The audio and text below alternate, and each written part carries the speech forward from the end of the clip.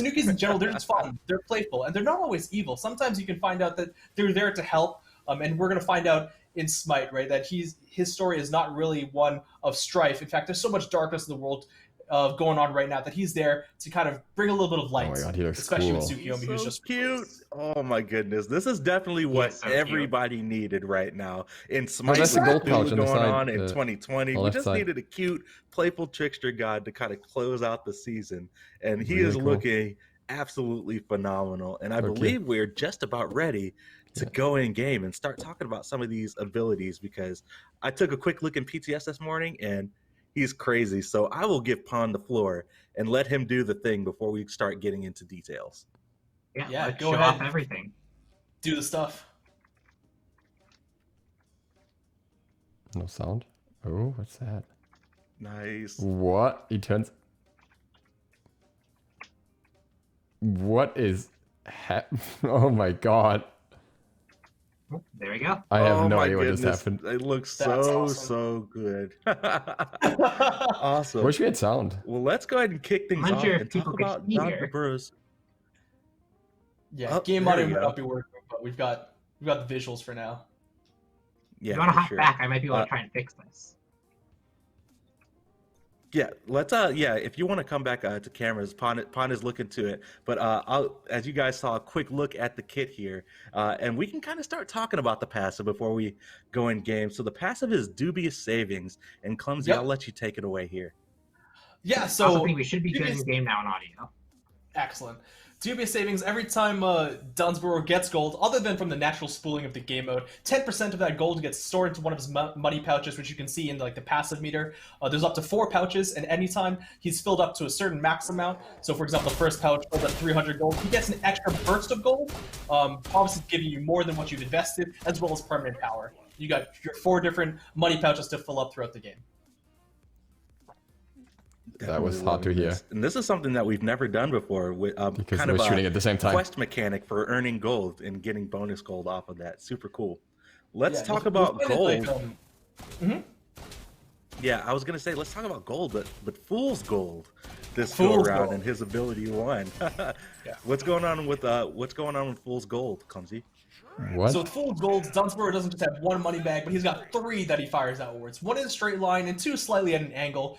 These money bags, they pass through and damage minions and they stop on the first god. They also ricochet up to 2 times, and once they finally reach their max destination, they stop and they start exploding into a bomb. They start ticking away. They have like a 1-second timer before they blow up in an explosion. If any of these money bags actually hits a god, they also drop a money coin that Don Zeburo or his ally gods can pick up to gain golds, like just straight up into Don Zeburo's inventory. So be note there that if you're the support for Don Zeburo or his friends, if you pick up that gold, you're giving it to Don Zeburo. You're not getting it yourself, unfortunately. Interesting. He's tricking his teammates and the enemies all in one go. Probably doesn't work on just to kind minions, of earn hopefully. that gold. I'm loving the theme so far. How he just plays off of, he's just a humble merchant, kind of like he talked about in the Yeah. trailer. He's just here to get his gold, but he's also here to trick people. But another thing that he is all about is his sake and his alluring spirits. What's going on with ability 2? So with ability to alluring spirits, Don Zeburo takes a quick swig of a sake bottle. He gains a little bit of health before he throws it out, and once he throws it out, it deals damage in that inner circle, and then in the outer circle, it starts slowing enemy gods.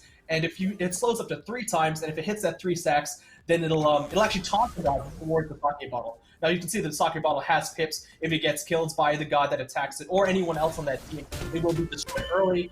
Also, if the enemy gods that are taunted in the taunt CC get hit for a maximum amount of health, they will be broken out of the effect early. So you can't just 100 to 0 someone that's being taunted. Right. No, I actually speculated on I this think a note that I'm seeing here is that taunt is after dodge money. it's got no DR on it, so it's a pretty strong taunt Yeah. on the sake. 1 second taunt with no DR. That's right. Looking Interesting. good here. I'm loving the vibes here. So we've talked about Fool's Sound is so Gold. cool. We've talked about sake. We got to talk about the tricks. What's happening with Tanuki trickery and the leaps that we Man. kind of teased last week? So That actually looks like an yeah, escape, by the way. quick preamble on Really this one. There were so many fun movement abilities we wanted to do, because this takes a slot of that. We couldn't obviously do all of them. I'm sure people can think about what they wanted to see from maybe, Tanuki lore. But this one I think came out phenomenally. Danzaburou creates a field of like bamboo and vegetation around him, where inside this area he's slow immune. He takes less damage from specifically basic attacks. Enemies inside that area are slowed, and he also gets that Hastalis effect, so he can attack with free movement and no basic attack. What? Now, the thing is if he leaves this field early before it expires, he turns into a leaf, among other leaves that mimic his exact movement. So you can see there's a big poof of effects, and then he's all these other decoy leaves. And this is what we tease, which is like kind of a stealth, but not really, because enemies can see this. Now, there's a green glow around which one Danzaborou is for himself and his allies, but enemies will not be able to tell that. They'll just see any one of these leaves. There's a very short window where Danzaborou is not and going it's a to movement transform increase. out of the leaf if he's attacked. But after that window, we're talking about like 0.5 seconds, any attack from enemies or from if Danzaborou himself attacks, he'll revert back to his normal state. That's super awesome. I'm loving the kind of take on. It's not quite stealth, but it's still, you know, got some illusion there, some trickery. Exactly. I'm loving the effects on this ability as well, and the audio. It looks really nice, but I feel like it's loving strong. how we got some of the traditional. Like the fact that he has Japanese 2 mobility instruments abilities as kind of audio cues for with all that these kit. abilities. The sound design is great so killer. far. Because he goes from 370 like all the to teams together 500 have come something so movement forth. speed. It's so awesome. I know we usually reserve that praise towards the end, but I wanted to say that specifically now. Oh, for sure. All right, let's talk about the final bang, the blast, the uproarious rocket. What's happening with this ultimate ability? All right, uproarious rocket. Well, Danzaborou, you know, using that leaf magic, he summons a magical leaf, and then he turns it into a bamboo rocket. And while he's preparing, you can aim only within 180 degrees during the pre-fire. And once you fire, well, you can just fire it like a normal projectile. Bang!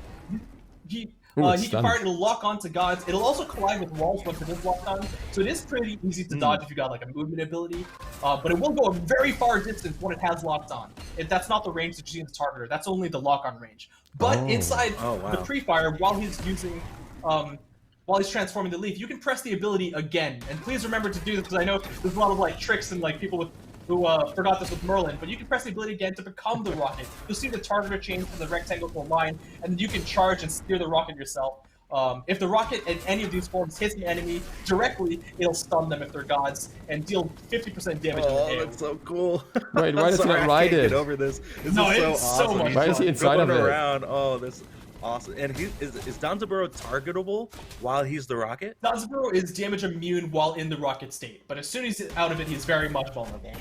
No, I wish he was riding it like in the trailer. This is definitely awesome. I can't wait to just like fire this in duo lane and like go all the way to red buff and engage in a fighter or engage that's happening. That's it goes pretty fast. It goes pretty far, and I know we're gonna get into like his playstyle and stuff in a minute. But I want to let people be aware that this ability, while it looks strong on paper, it's very easy to dodge and get away from. The rocket in either the projectile form or if he's charging can collide with walls and can be body blocked, right? And it's a full 1.5 second pre-fire time. So if you want to gank him, he's actually pretty susceptible to ganks. You just body block the rocket and he's not going anywhere. So when you're Danzaborou, be very careful when you're using this ability. It's not the easiest to use in the middle of combat. And especially in the jungle, where you're probably not going to get the lock on, you might need to use this offensively in late game team fights. For sure. Well, yeah, you kind of touched on it a little bit, but how are you guys feeling about his playstyle? I know in the closer look we said, traditional hunter in the dual lane maybe can flex in the mid, but other than that, where do you guys think that he's going to land, and how are you building him? How are you playing him?